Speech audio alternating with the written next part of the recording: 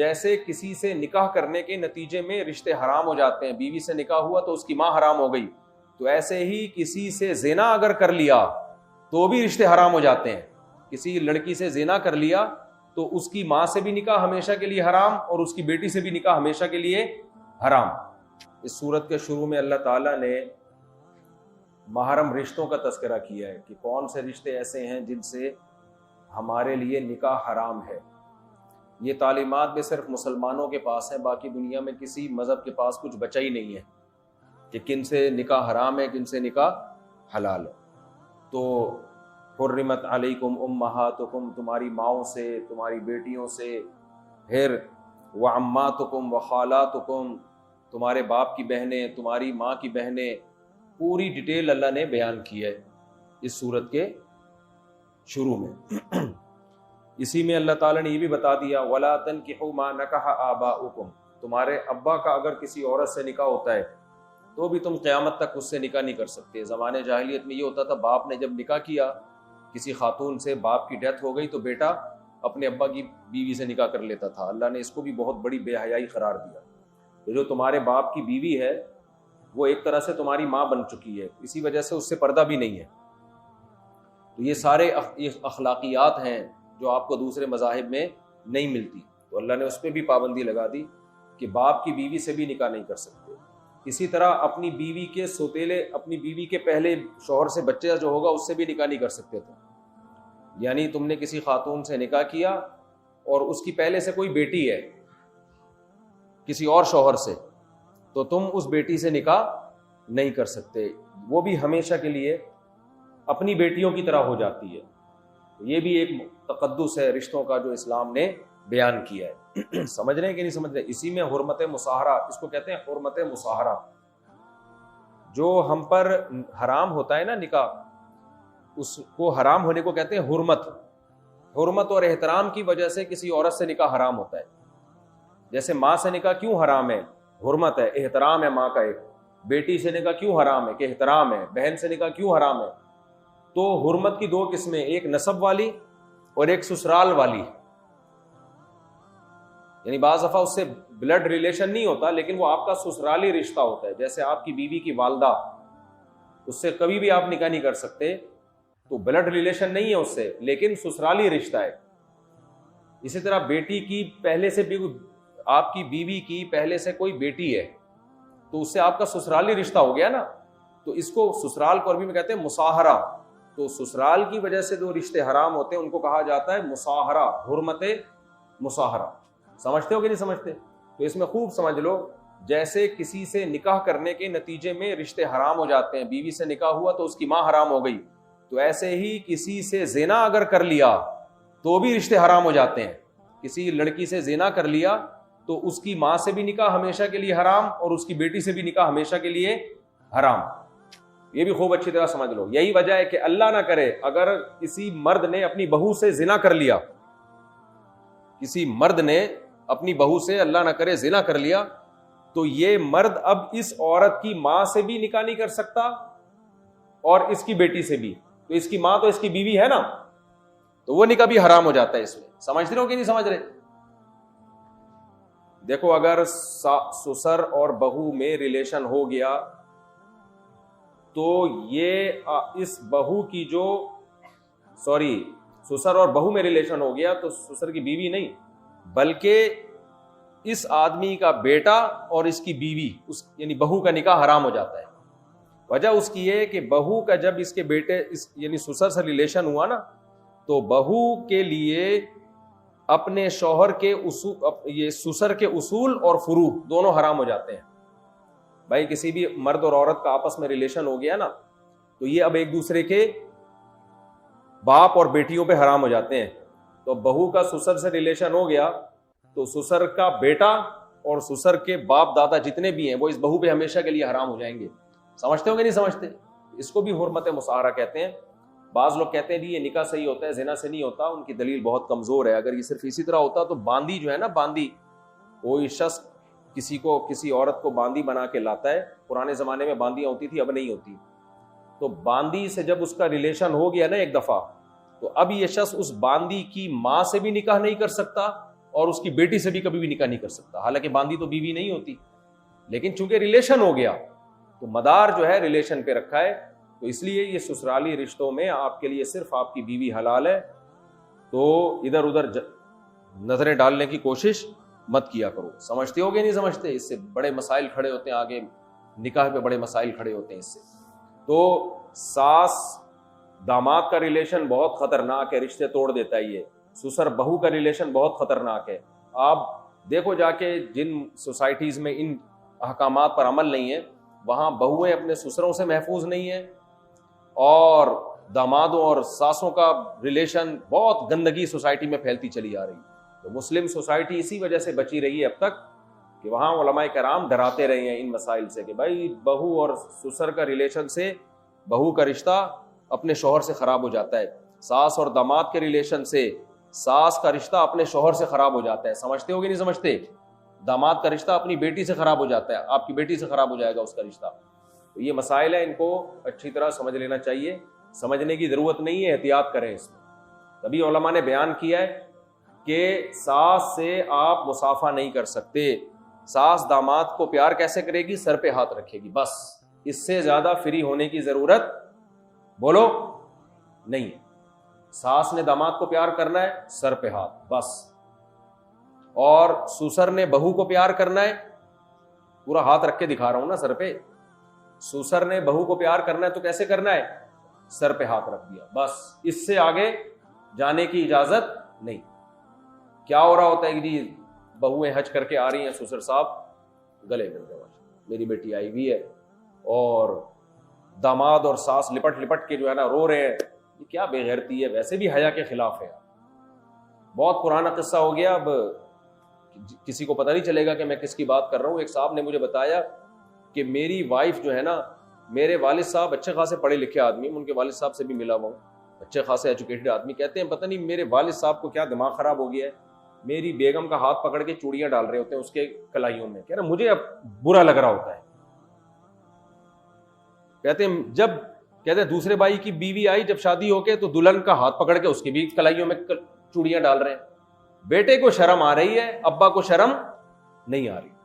یہ بغیرتی ہے بھائی، اتنے براڈ مائنڈڈ بننے کی ضرورت نہیں۔ سسر کو نہیں اجازت ہے کہ بہو کا ہاتھ پکڑ کے اس کے کلائیوں میں چوڑیاں ڈالے۔ چوڑیاں گفٹ دینی ہے، اپنے بیٹے کو پکڑا دے، بہو کے سامنے رکھ دے، بیٹا یہ آپ کے لیے کیا ہے، بولو گفٹ ہے یہ آپ کے لیے، بس اتنا کافی ہے، اس سے آگے جانے کی ضرورت نہیں۔ ساس ماں کی طرح ہوتی ہے تو وہ ٹھیک ہے اپنی جگہ، لیکن رشتوں کا تقدس اور اپنے رشتوں کو حرام ہونے سے بچانا یہ بھی بہت زیادہ ضروری ہے۔ میں چونکہ اس کی زیادہ ڈیٹیل میں نہیں جا رہا، عوام کے لیے ان چیزوں کو سمجھانا بہت مشکل ہوتا ہے، تو بس خلاصہ یہی نکلا کہ ان رشتوں میں آپ احتیاط کریں۔ کیا کرنا ہے؟ احتیاط کرنا ہے رشتوں میں۔ اچھا بھائی، والمحصنات من النساء، پھر اللہ نے بتایا کہ حلال رشتے کون سے ہیں جن سے تم نکاح کر سکتے ہو۔ فرمایا ان محرم کے علاوہ اور یہ سسرالی رشتوں کے علاوہ سب کے سب تمہارے لیے حلال ہیں، اور فرمایا کیسے حلال ہے کہ تم نے مہر کے ذریعے نکاح کرنا ہے۔ اور پھر اللہ نے یہ بھی اس صورت میں ہمیں بتایا کہ جو آزاد عورت سے نکاح کی طاقت نہیں رکھتا، کیونکہ ان کے مہر بہت زیادہ ہوتے ہیں خاندانی عورتوں کے، تو بغیر نکاح کے زندگی نہ گزارے۔ اگر زنا کا خوف ہے تو کسی کی باندی سے شادی کر لے۔ باندی بہت ہی پہلے زمانے میں لو لیول کی ایک ہستی سمجھی جاتی تھی، کیونکہ کسی کی نوکر ہے نا وہ۔ ہمارے ہاں جو گویا کہ ماسیاں ہوتی ہیں نا، ان سے بھی کم درجے کا مقام ہوتا تھا کس کا؟ باندی کا۔ جنگوں میں قید ہو کے آتی تھی وہ۔ تو اللہ نے فرمایا کسی کی باندی سے نکاح کر لو، زنا نہ کرو، زنا نہ کرو۔ باندی سے نکاح کی ترغیب نہیں ہے اسلام میں، وجہ اس کی یہ ہے کہ باندی سے نکاح میں بڑی ٹینشن ہے۔ اب ہے وہ کسی اور کی باندی، بیوی آپ کی ہے وہ، تو وہ آپ کے کنٹرول میں کم ہوگی۔ بھائی اس کا تو مالک اس کو اپنی خدمت میں رکھے گا، جا دکان سے 6 انڈے لے آ، جا یہ لے آ، جا وہ لے آ۔ آپ کے لیے تو وہ آپ تو بیٹھے ہوئے ہوگے، یار میں نے مہر بھی دے دیا اور شادی بھی ہو گئی، رہتی یہ میرے پاس ہے نہیں، تو ٹینشن ہے یا نہیں ہے؟ صرف آپ کو اتنا فائدہ ہوگا کہ بھائی وہ صرف آپ کا اس سے ریلیشن جائز ہوگا، باقی کسی کا اس سے ریلیشن جائز نہیں ہے۔ اولاد ہوگی تو آپ کی اولاد ہوگی وہ، یعنی اس سے جب اولاد ہوگی، اب مولا صرف اس سے ایسی خدمت تو لے سکتا ہے کہ دکان سے انڈے لیا، دہی لیا، مولا کا جو اس کا آقا ہے اس کا اس سے ریلیشن جائز نہیں ہوگا۔ سمجھتے ہو کہ نہیں سمجھتے؟ تو کتنی بڑی ٹینشن ہے اس میں۔ تو اللہ نے کہا زنا سے بہتر ہے کہ یہ کام کر لو، اگرچہ اس میں بڑی ٹینشن ہے۔ ایک تو باندھی ہے، وہ ظاہر ہے جب آپ کی کسی کی باندی سے آپ نکاح کرو گے تو بیوی کا تو ایک مینٹیلٹی بھی ہوتی ہے نا, تو بہت ہی لو خاندان کی ہوگی وہ, تو آگے نسل پہ بھی فرق پڑ سکتا ہے. لیکن اللہ نے کہا کہ زنا سے بہرحال کیا ہے, یہ بہتر. تو اس سے ہمیں کیا سبق ملتا ہے؟ آج باندیاں نہیں ہیں, لیکن اس سے ہمیں یہ سبق ملتا ہے کہ یہ جو لوگ کہہ رہے ہوتے ہیں نا ہمیں کوئی خاندانی رشتہ نہیں مل رہا, اور اس چکر میں زنا کی طرف اور الٹے سیدھے کاموں کی طرف گئے ہوئے ہوتے ہیں وہ, اور خاندانی کی تلاش میں بڈھے ہو جاتے ہیں اور پتہ نہیں کیا کیا کر بیٹھتے ہیں. تو اس سے بہتر ہے قرآن نے حل بتایا کہ بھائی تم کسی کم خاندان والی عورت سے نکاح کر لو. لیکن یہ سوسائٹی میں اس وقت تک ممکن نہیں ہے جب تک 2 شادیوں کا 3 شادیوں کا رواج نہ ہو, ورنہ یہ پاسبل مرد کے لیے ہے نہیں. صحابہ یہ کام کر لیتے تھے, چلو فی الحال کسی کی باندی سے نکاح کر لیتے ہیں, گزارا ہو جائے گا, برائی سے بچ جائیں گے, جب اللہ گنجائش دے گا, کاروبار بڑھے گا, پیسہ آئے گا تو کسی خاندانی عورت سے کر لیں گے. اب ہماری سوسائٹی میں کیا ہے, مرد کو پتا ہے کہ میں نے زندگی بھر ایک ہی شادی کرنی ہے, لہذا وہ کمپرومائز کرتا ہی نہیں, اس کا نتیجہ عورت کو نقصان ہوتا ہے. اب دیکھو اگر 2 شادیوں کا سوسائٹی میں رواج ہو تو مرد کیا کرے گا, اپنی حیثیت سے کمتر میں پہلی شادی کر لے گا کہ نہیں کر لے گا؟ اس میں فائدہ کس کو ہے؟ اس عورت کو. بھائی آپ کا تو لیول گر گیا, آپ نے بہت کم لیول سے شادی کر لی, لیکن اس لڑکی کو اپنے لیول سے بہت اونچا رشتہ مل گیا کہ نہیں مل گیا؟ تو اس میں فائدہ مرد کو ہے یا عورت کو ہے؟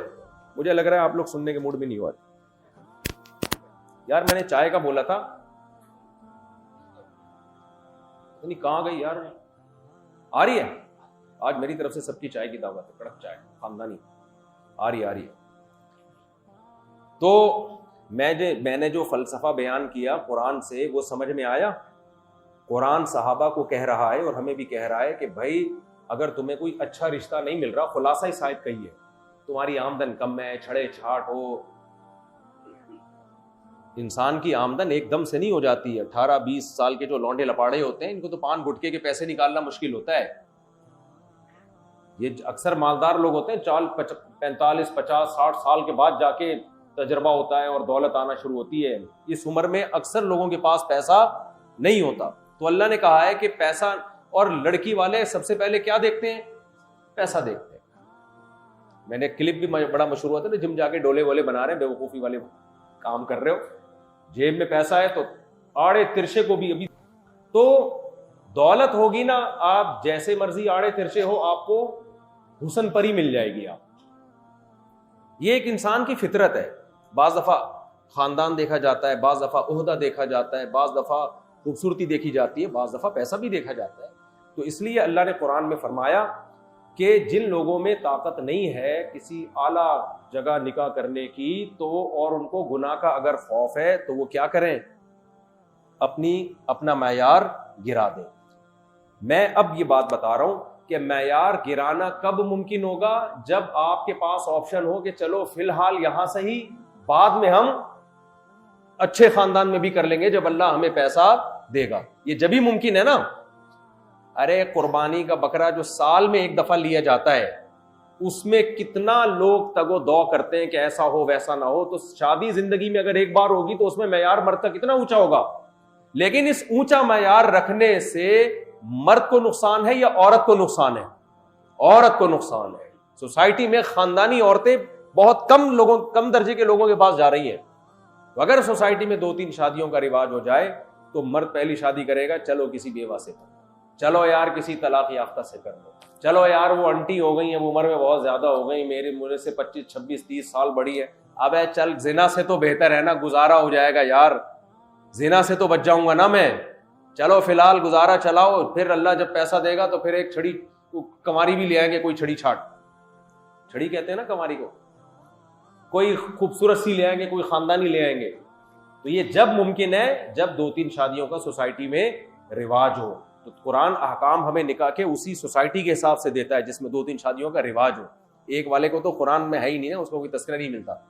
تو اس کا فائدہ کس کو ہوگا؟ عورتوں کو فائدہ ہوگا اس کا, کہ بیوہ طلاق یافتہ عورتوں کو کنوارے مرد مل جائیں گے, ایجڈ عورتوں کو جوان مرد مل جائیں گے, غریب عورتوں کو مالدار مرد مل جائیں گے. لیکن مردوں نے قسم اٹھائی ہوئی ہے کچھ بھی ہو جائے اس طرف نہیں آنا ہے. تو مرو دفاؤ, جو مرضی کرنا ہے کرو, اپنی زندگیاں برباد کرو, برباد ہو جاؤ. پھر جب تم دیر سے شادی کرتے نا، اوٹ پٹانگ ادھر ادھر حرکتیں غلط کر کے، اس کے بعد شادی کے بعد بھی وہ حرکتیں چھوٹتی نہیں ہیں، پھر یہ الگ نحوست ہے۔ اب ہم آگے چلتے ہیں جلدی جلدی تاکہ سارے مضامین ہمارے کمپلیٹ ہو جائیں۔ آگے اللہ نے فرمایا کہ لا تقتلوا انفسکم، آج کی صورت میں قتل نفس کی بھی بہت سخت برائی بیان ہوئی کہ جس نے کسی ایک جان کا قتل کیا مؤمنا متعمدا فجزاؤہ جہنم، اللہ کہتے ہیں اس کی سزا جہنم کی آگ ہے۔ وہ یہ نہ سمجھے کہ قیامت میں مجھے بھی لٹکا دیا جائے گا، نہ، یہ دنیا کی سزا ہے کہ خون کا بدلہ خون، قیامت کی سزا جہنم کی آگ ہے۔ وغضب اللہ علیہ، اللہ کا اس پہ غضب ہوگا، ولعنہ، اللہ کی اس پہ لعنت، واعد لہ عذابا عظیما، اور بہت بڑا عذاب اللہ نے اس کے لیے تیار کر کے رکھا ہوا ہے، اور یہ بھی ہے خالدین فیہا، اس عذاب میں ہمیشہ رہے گا۔ تبھی بعض علماء کی رائے یہ ہے کہ جو قاتل ہے نا، قاتل، اس کی معافی نہیں ہے، قیامت کے دن وہ ہمیشہ آگ میں جلے گا۔ لیکن جمہور علماء کی رائے یہی ہے کہ یہ جو ہمیشہ اللہ نے کہا کہ اس کی اصل سزا تو ہمیشہ ہی جلنا ہے، لیکن ایک طویل عرصے کے بعد ایمان کی برکت سے اس کے گناہ کو معاف کیا جائے گا، لیکن رہے گا بہت طویل عرصے۔ جتنی سزا قرآن میں قتل کی سنگین بیان ہوئی ہے، اتنی سخت سزا کسی اور جرم کی بیان نہیں ہوئی ہے۔ تو یہ ہلکا جرم نہیں ہے کسی انسانی جان کو قتل کر دینا۔